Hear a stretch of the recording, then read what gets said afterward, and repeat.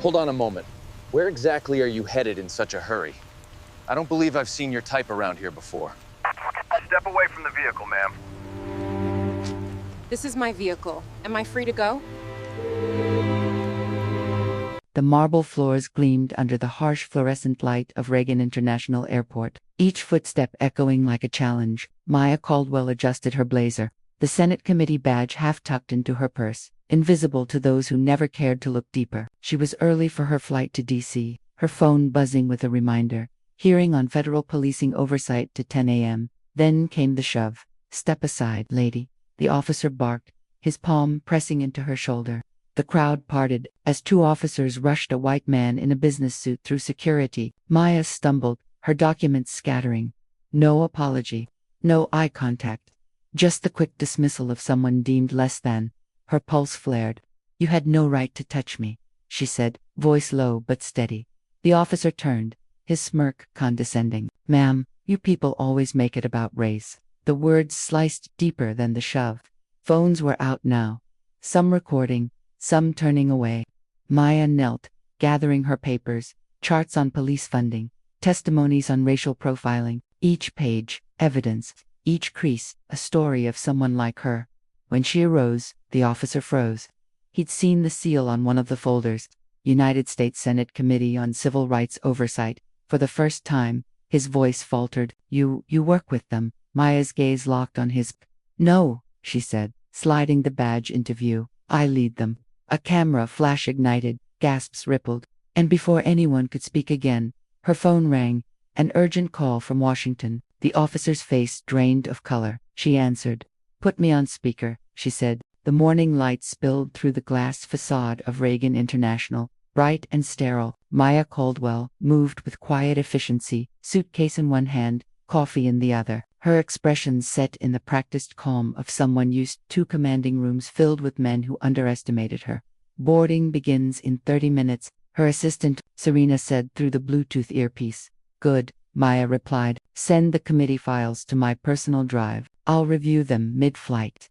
She reached security, a maze of lines, barking announcements, and the metallic hum of conveyor belts. Then, a loud voice cut through the air. "Clear the way. Police escort coming through." Maya turned just as a uniformed officer barreled toward her, flanking a tall white man in a navy suit. She stepped aside, but not fast enough. The shove came hard and deliberate, a forceful push to the shoulder. Her coffee spilled across the floor. "Watch where you're going," the officer snapped. The humiliation burned before the pain did. Gasps flickered through the line. Someone's phone angled upward. "I'm going through security like everyone else," Maya said evenly. "Not today, ma'am." His eyes scanned her face with the detached superiority of someone confident she couldn't fight back. Then he said it, low enough to sting, loud enough for nearby ears. "You people always think rules don't apply to you." The words hit like a gavel. Maya straightened, wiping coffee from her sleeve. Her pulse steadied into steel. "Badge number," she said.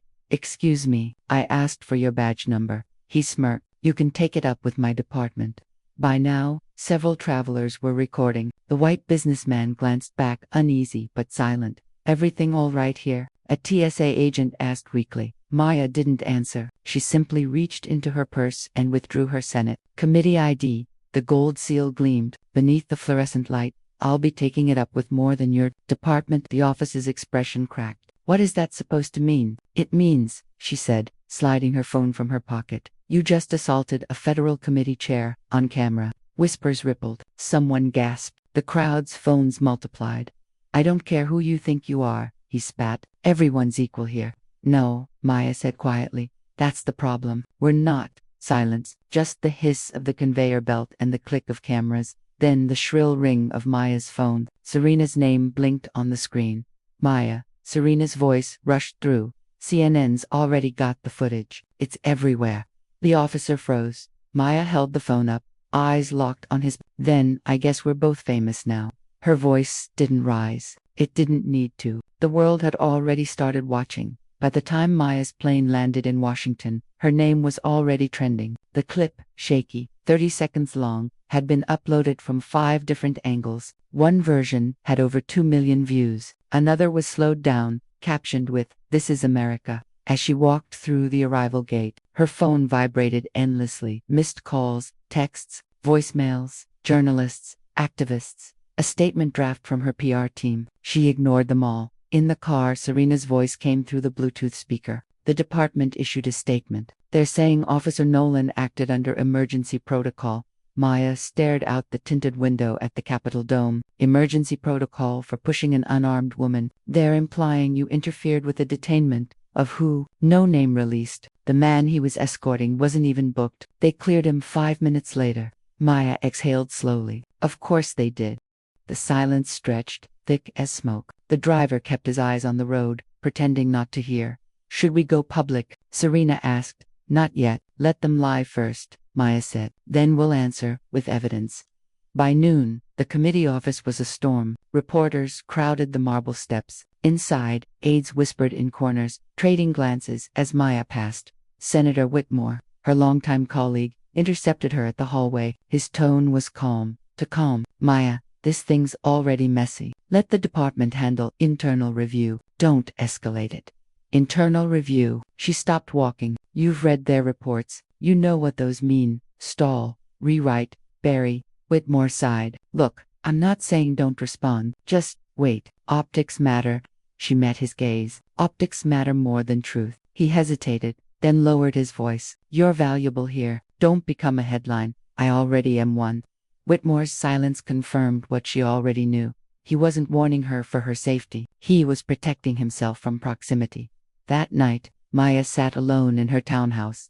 The TV muted as news anchors dissected her face frame by frame. Some commentators defended her. Others questioned her composure. One host smirked into the camera. The officer says he didn't even know who she was. If anything, that proves it wasn't racism. Maya closed her eyes. The logic was familiar. If they don't know your power, your pain doesn't count. Her phone buzzed again. Serena. They're trying to subpoena the airport footage, Serena said, but the police union's blocking release. Tell legal to file a public records request, and get me the officer's name. We have it. Rick Nolan, 12 years on the force. Clean record on paper. Maya interrupted. Find the complaints that never made it there. A pause. You think there are any? I know there are. She looked at the muted screen. Her own image frozen mid-sentence beside. Nolan's smug press photo. Morning brought a different kind of quiet. The kind that followed online chaos. Every platform pulsed with the same split narrative. Was it racism or misunderstanding? Maya arrived at her office early. A printed letter waited on her desk. Confidential notice, as this matter involves potential conflict of interest. The Senate Committee on Civil Rights Oversight advises discretion in public commentary until further review. She read it twice, then folded it neatly. Discretion, code for silence. When Serena entered, Maya didn't look up. Draft a response to the media, to the committee. Tell them I appreciate the concern, but silence is complicity. Serena hesitated. You sure? They might see that as defiance. Maya met her eyes. It is defiance. That afternoon, a news notification flashed across her screen. Officer Nolan, praised by union rep, handled situation professionally. Below it, his photo, smiling beside an American flag backdrop. Maya leaned back in her chair. Handled professionally, she repeated under her breath. The words were almost absurd. She pulled up the video again, forcing herself to watch the shove, frame by frame. The look in his eyes, dismissive, practiced, unshaken. He wasn't afraid. He was sure of protection, sure of the system. Her phone buzzed again. Unknown number. Ms. Caldwell. A male voice said, I shouldn't be calling, but I work in the records office. You didn't hear this from me. Go on. There's something off about his file. Several complaints marked resolved, but no documentation. Same supervisor signs them all. Maya's pulse quickened. Send me copies. I can't. But check case 2217 airport altercation, 3 years ago. Same officer, different outcome. The man hesitated. The victim wasn't a senator. Click, the line went dead. That night, Maya stared at the glowing Capitol from her office window. The city lights blurred in her reflection. Power, distance, fragility. Serena's voice cut through the silence. You know if you push this, they'll push back harder. Maya nodded. Good. I'm tired of watching them win quietly. Her laptop chimed. The first document arrived. Internal memos, complaint forms, Timestamps, redacted but damning. She scrolled until she found a familiar signature. Lieutenant R. Nolan. A slow, cold resolve settled in her chest. The story was no longer about a shove. It was about a system that taught him to believe he could. And she intended to make the country see exactly how it worked. The precinct conference room reeked of burnt coffee and defensiveness. The blinds were half closed, the table cluttered with reports and styrofoam cups. Officer Rick Nolan sat with arms crossed, jaw tight, pretending he wasn't the center of a national scandal. Across from him, Captain Mercer flipped through the incident file like a priest reading a confession. Rick, I've got a dozen reporters outside asking if this was racially motivated. I need something to give them. Nolan's voice came out sharp. I was following procedure. We had a suspect to protect. She got in the way. Mercer looked up. She got in the way. That woman's on the Senate Civil Rights Committee. I didn't know that. Exactly, Mercer snapped. You didn't know, and that's the problem. The union representative, a broad man with a flag pin, interjected, Captain, we're not hanging my client out to dry. The woman's milking this for attention. She's political. Mercer leaned back, exasperated. The optics are a disaster. Washington's breathing down my neck. I've got calls from the mayor's office and DOJ both asking what we're doing. The union rep shrugged. We release a statement, officer under duress, standard procedure, apology, if needed. That's all. Nolan's fingers drummed on the table. I'm not apologizing for doing my job. Your job. Mercer's tone was acidic. Your job is to de-escalate, not shove a woman and make us all look like idiots on live TV. Nolan glared at the wall. If she wasn't some senator, nobody'd care. Mercer said nothing. That was the part that hurt because they all knew it was true. Meanwhile, in D.C., Maya's office glowed with the cold blue light of monitors. Serena sat beside her, scrolling through hundreds of public complaints dismissed, redacted, forgotten. Same officer, different years, Serena murmured. Noise, complaints that turned violent, routine stops that escalated, false arrests later dropped, but no reprimands. Who signed off each one? Maya asked. Serena hesitated. Lieutenant Hensley, same name, on all approvals. Maya leaned forward. That's a pattern. Serena nodded. I can cross-reference with union contributions, see if there's money connecting them to city officials. Do it quietly. They'll smell it if we go through committee channels. At the precinct, Mercer closed the meeting room door once Nolan and the rep left. Two internal affairs officers waited by the window. He's toxic, Mercer said flatly, but the union's protecting him. IA Officer Grant replied, we've seen this before. They'll bury it, under ongoing review. Public forgets, in a month. Mercer frowned. Not this time. That woman's not backing off. You think she's serious about pushing it to federal level? She's Maya Caldwell. If she breathes on this case, it's on CNN. Grant sighed. Then we better start shredding before she breathes too hard. Later that night, Nolan sat alone in his car, scrolling through hateful comments and blind support. One thread read, Officer Nolan is the last real cop left. Don't let woke mobs destroy him. He smiled bitterly. Someone got it. Someone saw through her act. He replayed the video. Her calm, calculated expression, her steady tone. She looked composed, not scared, not angry. Composed. It infuriated him. He slammed the phone onto the seat. She's playing everyone. His reflection in the windshield looked older than he felt. The fatigue of years hiding behind the badge, the weight of entitlement disguised as duty. Then his phone buzzed again. Private message from the union rep. Keep quiet. We're handling the narrative. Don't talk to press. Don't talk to IA. Nolan leaned back, staring at the ceiling. Handling the narrative. That meant lying. It always had. He wasn't afraid of Maya Caldwell. He was afraid of what she might prove. Across town, Maya's apartment windows glowed faintly against the night. The city hummed outside, indifferent and restless. Serena had gone home hours ago, but Maya stayed, surrounded by stacks of paper, complaint forms, emails, anonymous tips, small pieces of a larger machinery. She circled phrases, resolved internally, insufficient evidence, subject uncooperative. Her father's face flickered in her mind, the day he was detained for matching a description. That helpless fury in his eyes, the humiliation of innocence twisted into guilt. The past never stayed buried. It hid in forms and signatures. She whispered to herself, they're not careless, they're coordinated. Then her computer pinged a new anonymous email. Subject, he's not alone. Attached were 4 PDFs, internal communications from Nolan's precinct. Lines of text blurred, but one phrase stood clear. Ensure reports are consistent. Public relations will handle any external inquiries.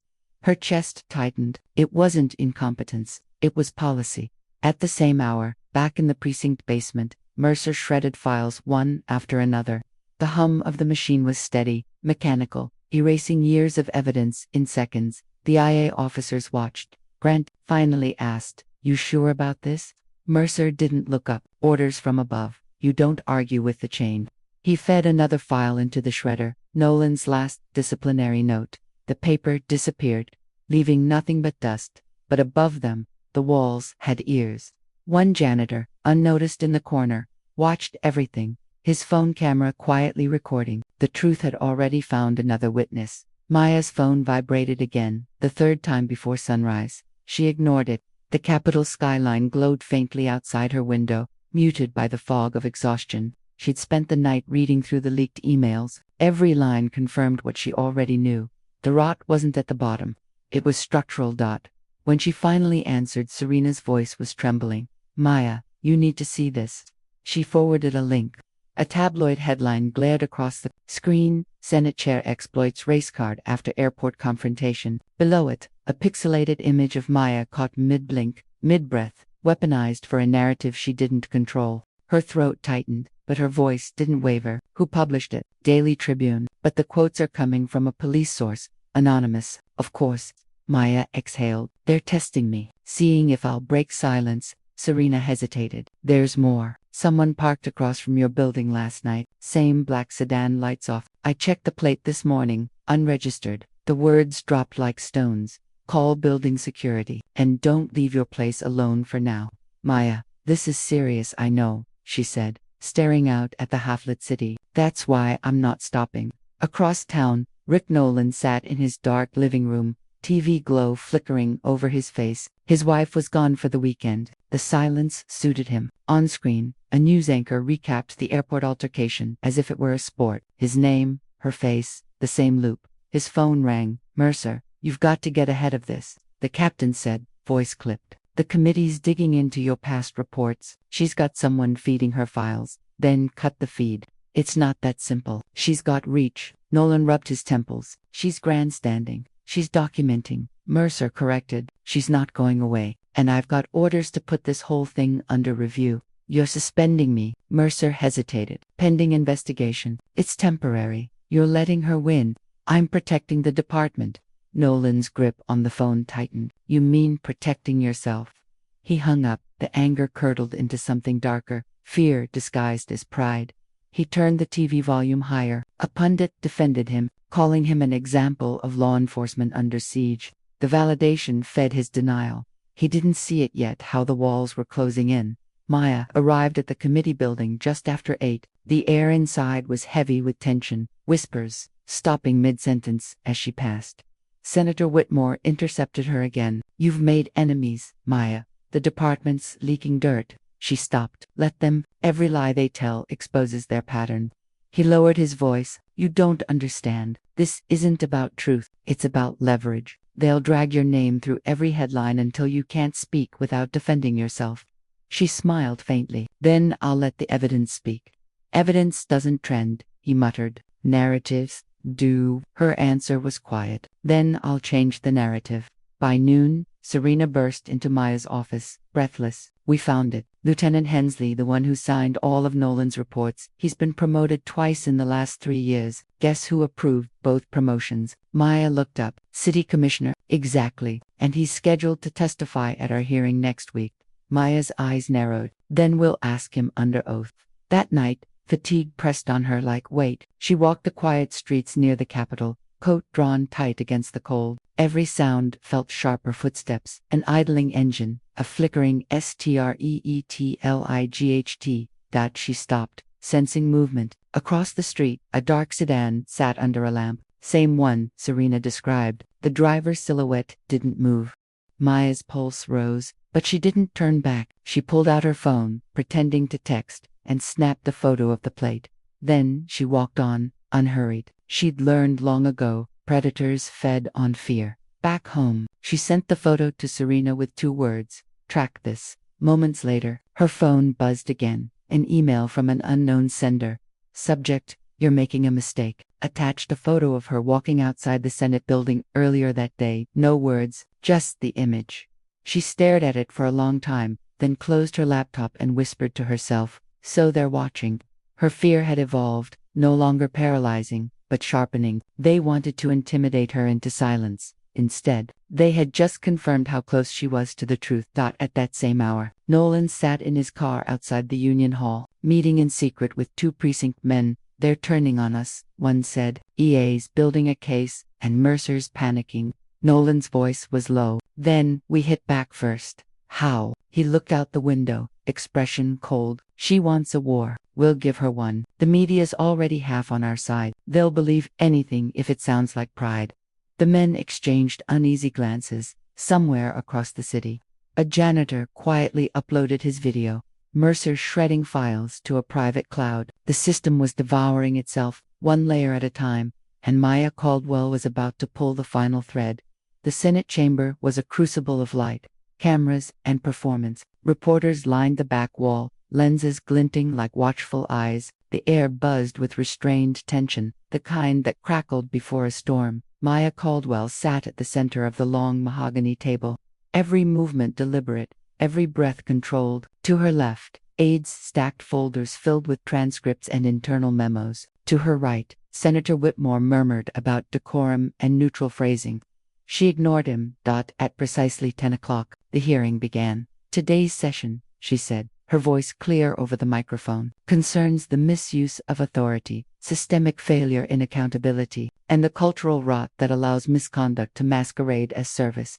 Her gaze swept the room over the reporters, the brass, and finally, the man sitting at the witness table, Officer Rick Nolan. He looked smaller without the uniform, the illusion of power stripped bare, yet his eyes were defiant, scanning the crowd as though seeking allies in invisible ranks.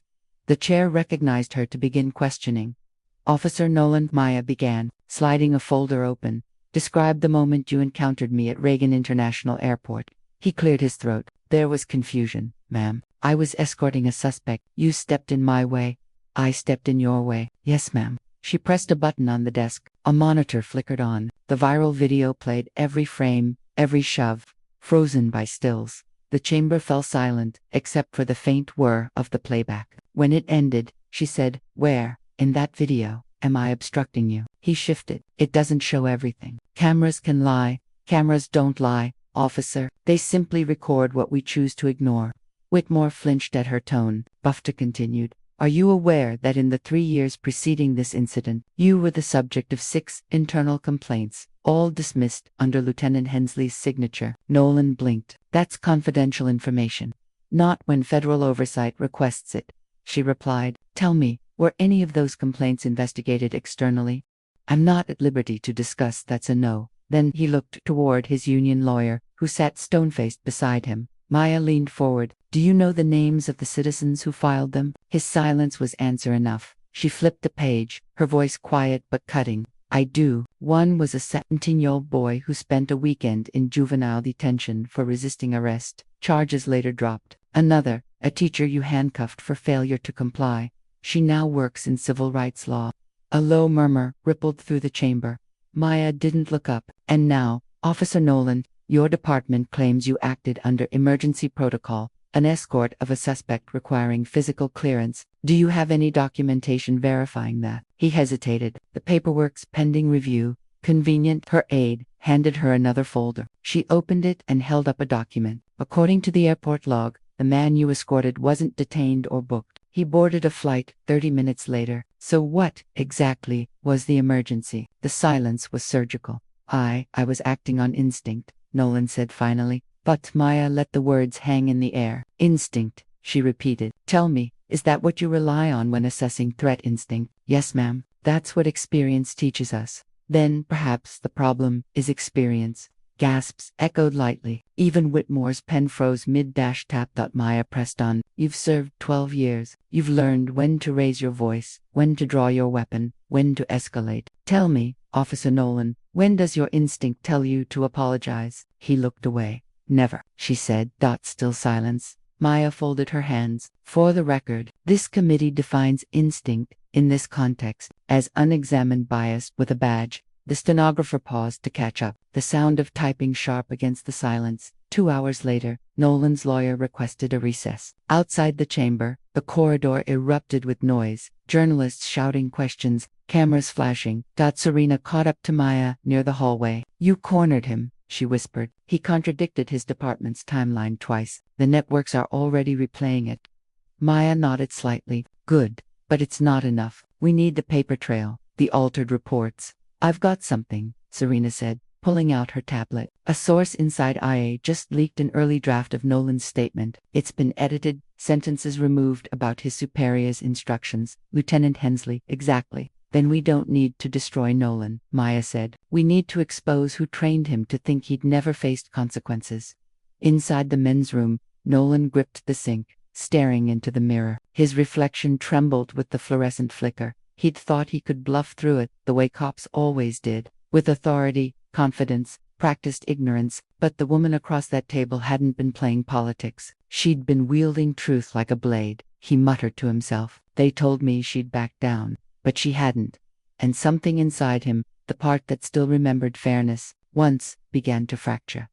When the hearing reconvened, Maya addressed the room with her closing remarks. This isn't about one man, she said, voice steady, camera lights reflecting in her eyes. It's about a system that punishes accountability and rewards silence. Officer Nolan acted on instinct because the institution taught him to. And until we dismantle that lesson, we will keep reliving this moment, under new names, in new cities. She stood, gathering her papers, as the flashbulbs ignited. We are not here to humiliate individuals. We are here to unmask the culture that made them possible. As she left the chamber, her phone buzzed, a text from an unknown number. He wasn't acting alone. Check the commissioner's private email archive. The sender's name, janitor_2217. Maya paused mid-step, the words echoing in her mind. She looked back, toward the chamber doors, toward the cameras, the senators, the man she'd just cornered. For the first time, she realized the true target wasn't Nolan. It was the system that built him. The Capitol corridors emptied slowly after the hearing, leaving only echoes and the faint hum of overhead lights. Maya walked alone, clutching her phone like evidence. The text still glowed on screen. Check the commissioner's private email archive. She'd seen anonymous tips before. Most were noise activists guessing, journalists fishing, trolls pretending to be insiders. But this one came seconds after a classified exchange inside the chamber. The sender knew too much. She locked her phone and said nothing as she exited through the east wing. Outside, rain had begun to fall, soft, persistent, cleansing. At 9:43 p.m., she sat in her apartment, lights dimmed, blinds drawn. Her laptop screen flickered with Serena's encrypted call.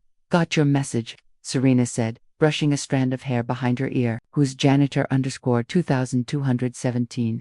No idea, but the timestamp aligns with internal network access from the department's maintenance subnet. So, an actual janitor, or someone hiding behind one. Serena exhaled. What's the play? Maya hesitated. We trace the lead, quietly. I don't want this going through standard channels. The commissioner will lock everything down if he catches wind.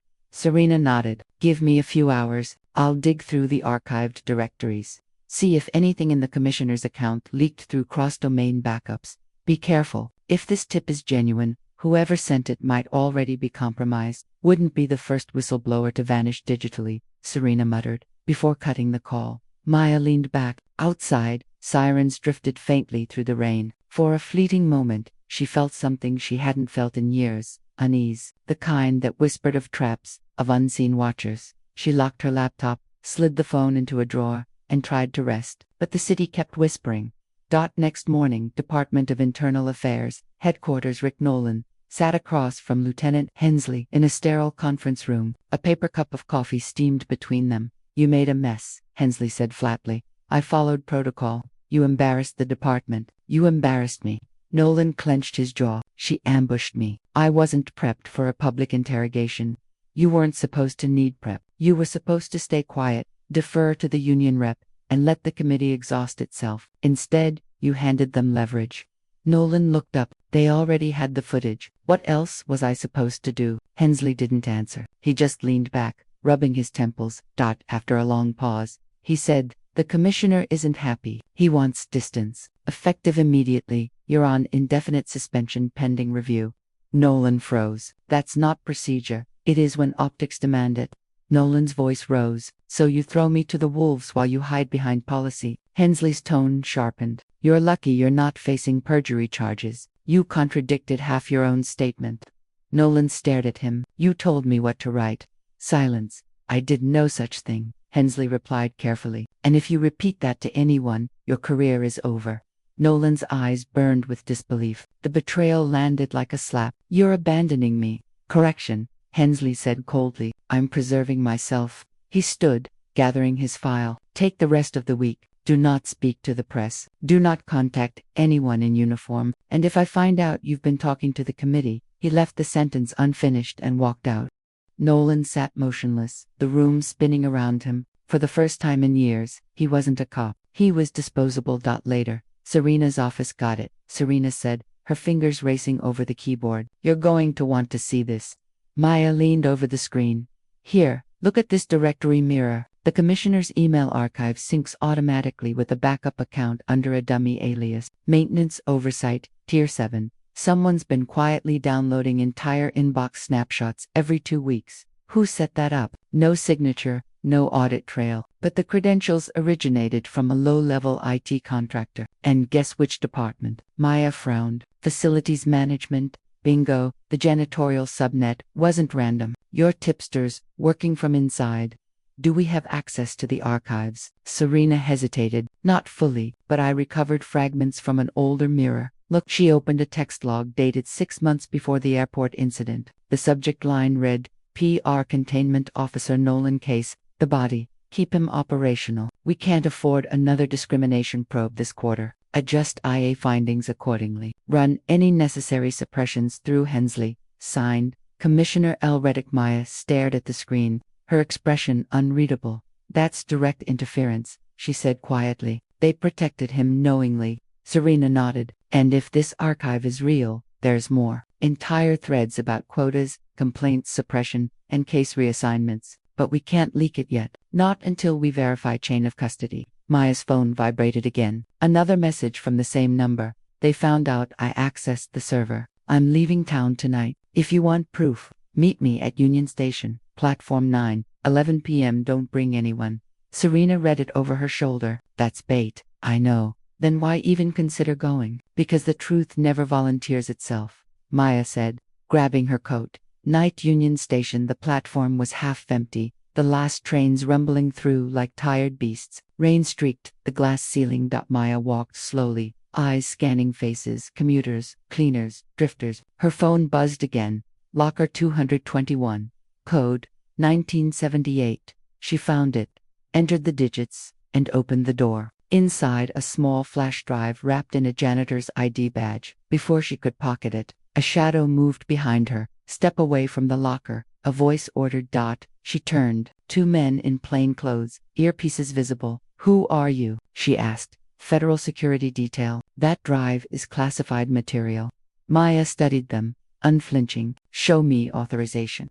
One reached inside his jacket. Too fast, she reacted instinctively, slamming the locker door shut and backing into the crowd. The men followed, voices low, movements controlled. She reached the escalator, moving quickly through commuters until she emerged onto the street. Serena's voice crackled through her earpiece. Maya, what's going on? They're here, she said, breath steady. Someone tipped them off. Did you get the drive? Yes, then disappear. Now. Maya ducked into a passing cab, giving no destination. The driver asked nothing. She glanced at the flash drive in her hand, the janitor's ID still attached, his name barely visible through smudged plastic. E. Daniels. The cab turned down Constitution Avenue. Behind them, 2 unmarked cars merged into traffic. For the first time, Maya realized the corruption wasn't contained inside the department. It was reaching upward, through government veins, hidden under titles and uniforms. She looked out at the Capitol dome, glowing in the rain. This wasn't just about justice anymore. It was survival. The rain hadn't stopped for 2 days. Washington shimmered beneath it, reflective, heavy, restless. Maya hadn't slept since the Union Station chase. The flash drive sat sealed in an evidence pouch on her desk, next to an untouched cup of coffee. Every hour, she expected a knock at the door. None came. Serena called at 6:07 a.m. You still breathing? Barely. I ran a sandbox on the drive. You won't like what's on it. Send it?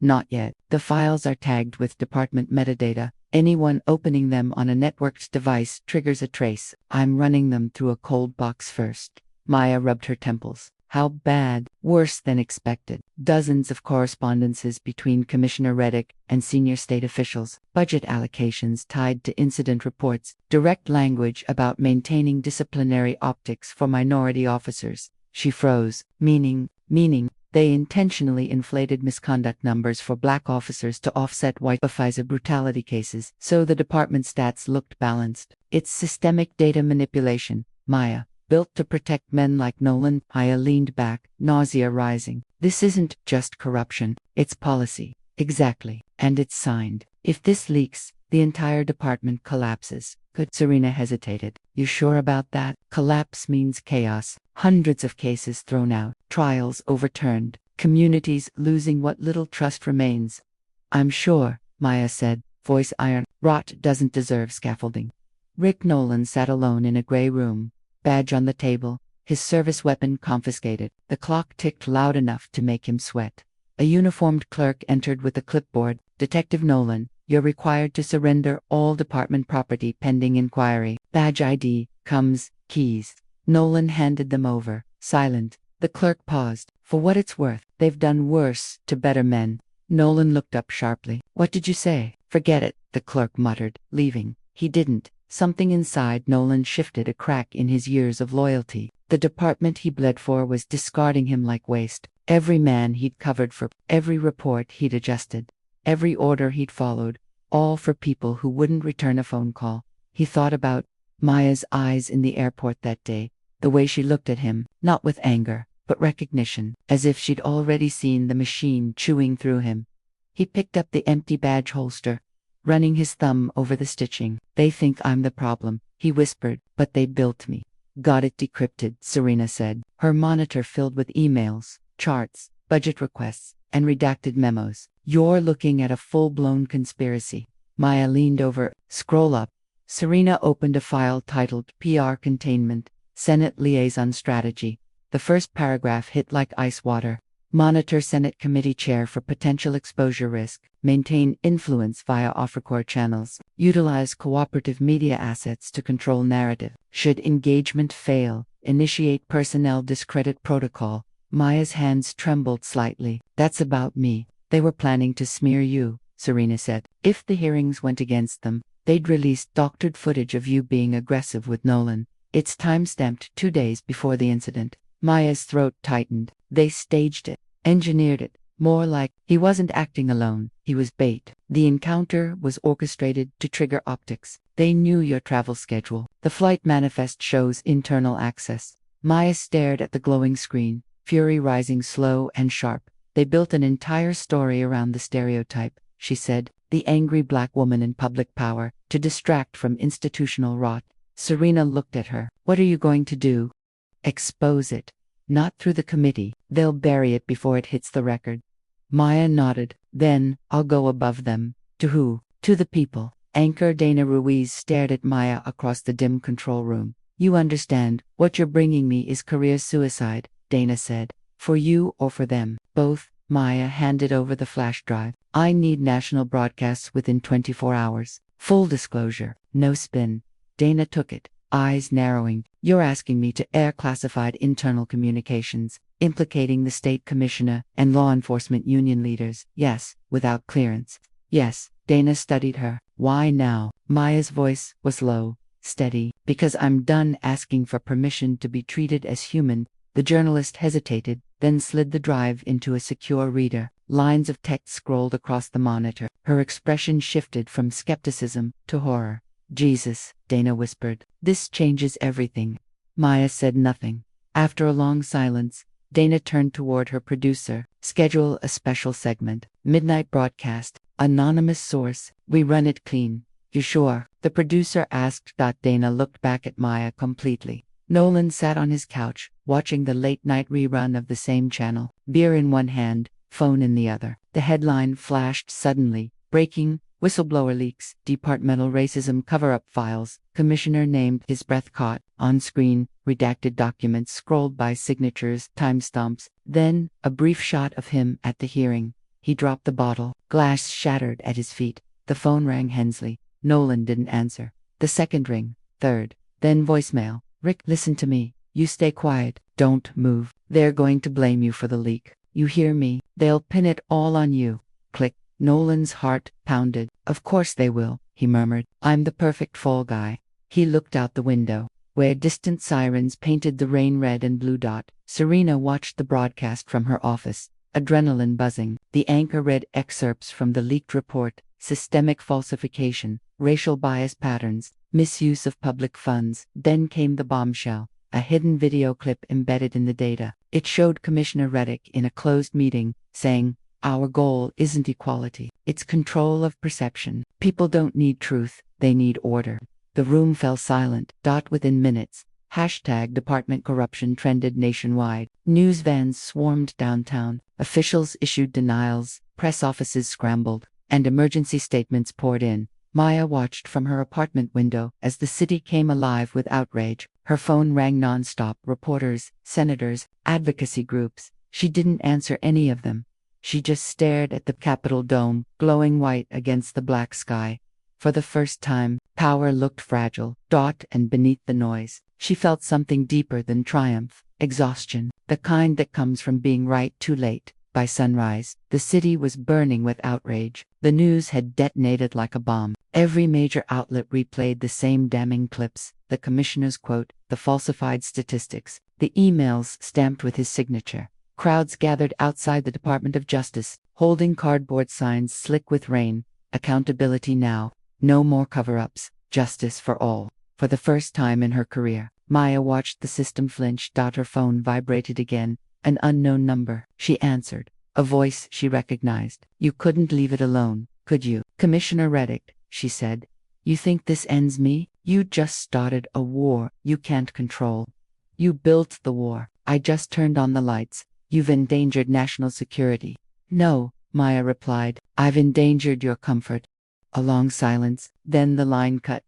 She set the phone down slowly. The city outside howled with sirens and chants, but beneath the chaos, a quiet truth pulsed through her chest. Fear had changed sides. A press storm had transformed the committee chamber into a war zone. Reporters crammed against barricades, cameras flashing like gunfire. Inside, the Senate committee convened an emergency session. Maya walked in, face unreadable. She'd been summoned, not as a questioner this time, but as the witness.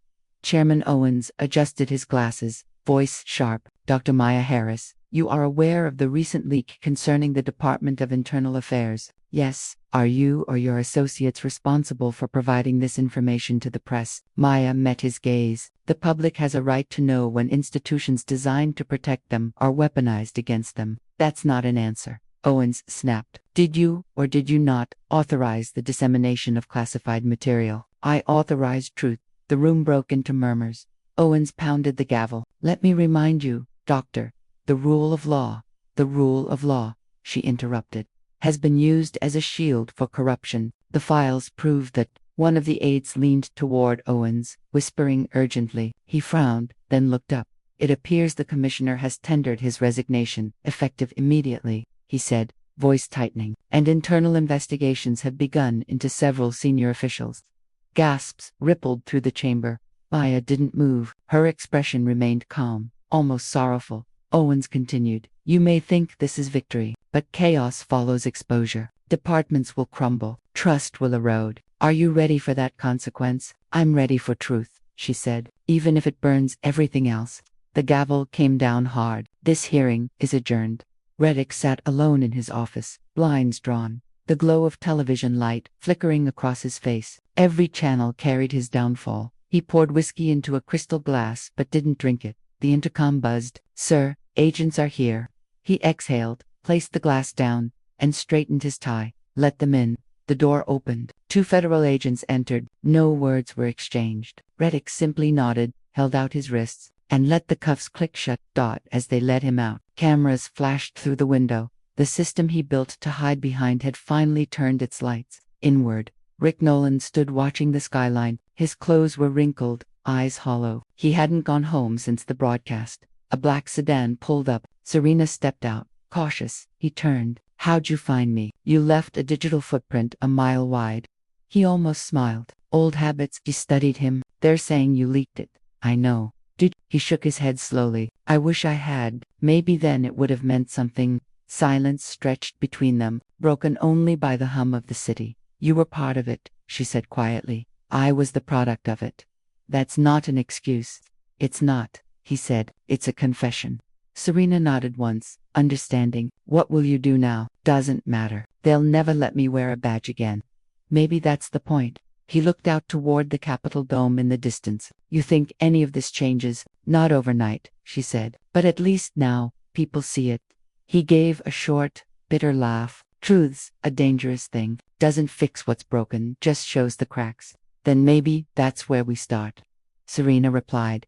He didn't answer. Maya stood alone as the crowd outside chanted her name. Flashbulbs, microphones, banners. Her face now plastered across every headline. Senate committee exposes racist cover-up.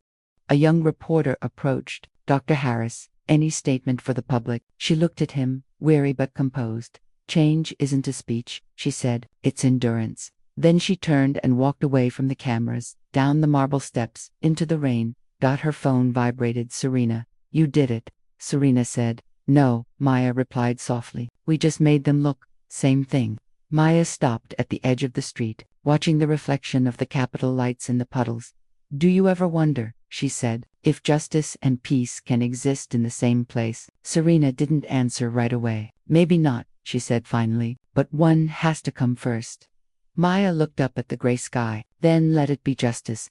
2 weeks later, national news broadcast footage of arrests. The commissioner, Lieutenant Hensley, several supervisors, faces once untouchable now marched before flashing lights. The anchor's voice narrated. Following the explosive leak, multiple officials face charges of data tampering, obstruction, and systemic discrimination. Civil rights reform proposals have been introduced under emergency review, but sources say the damage to public trust will take years to repair. The feed cut to a brief image, Maya testifying again, calm and resolute. Transparency isn't the enemy of stability, she said. It's the only foundation it ever had. Maya stood overlooking the city. The rain had stopped. Sirens still echoed faintly, but the air felt cleaner. Serena joined her, handing over a small envelope from the janitor's family. He didn't make it out. Maya took it, opening the note inside. Truth costs. Don't waste the payment. She folded it carefully. Below. Washington pulsed, fractured but alive. Maya's reflection shimmered faintly in the glass. Not triumphant, not defeated, just enduring, she whispered to herself, voice nearly lost in the wind. Maybe survival is the revolution. The camera of the story pulled back, the Capitol distant, the night vast, the woman unmoving.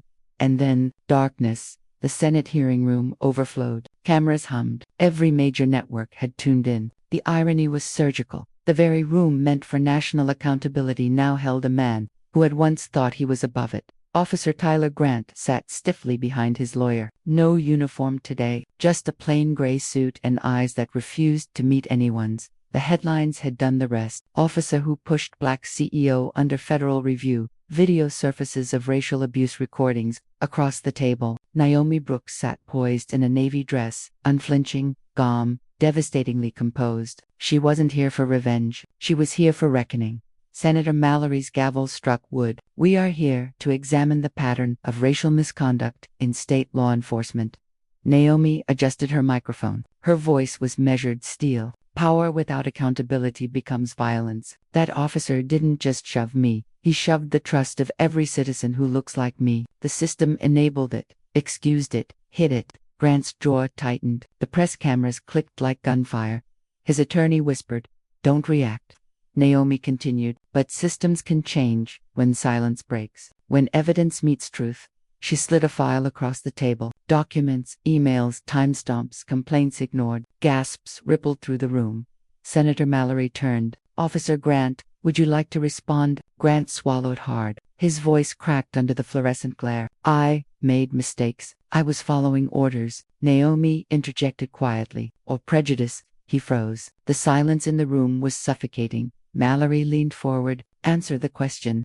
Grant's lips trembled. Maybe both. A murmur ran through the audience. The camera zoomed closer. His career, reputation, and mask collapsed in real time. Naomi didn't smile. There was no joy in destruction, only the relief of truth released. She spoke one last line. Justice isn't revenge, it's recognition. Outside, when the hearing adjourned, sunlight spilled through the Capitol pillars. Reporters swarmed her, but Naomi said nothing. She simply looked at the sky, clear, brutal, honest, and walked toward her car. Behind her, Officer Grant was escorted through a back exit, flanked by security. His voice, low and cracked, echoed briefly in the marble hall. I didn't think she mattered. He was wrong. As Naomi's car pulled away, her phone buzzed.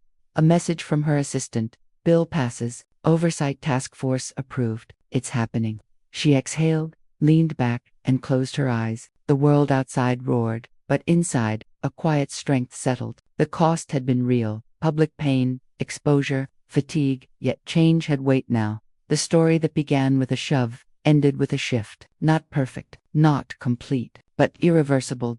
And in that small, silent triumph, Naomi finally felt something close to peace.